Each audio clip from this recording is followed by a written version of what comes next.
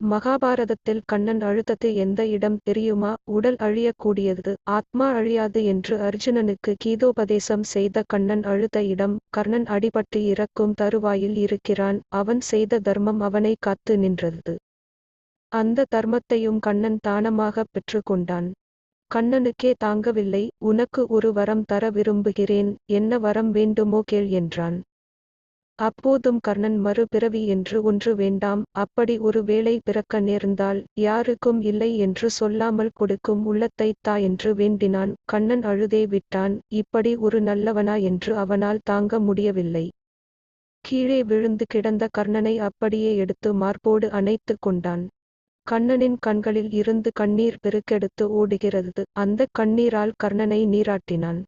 நீ எத்தனை பிறவி எடுத்தாலும் தானம் செய்து அதைச் செய்ய நிறைய செல்வமும் பெற்று முடிவில் முக்தியும் அடைவாய் என்று வரம் தந்தான்.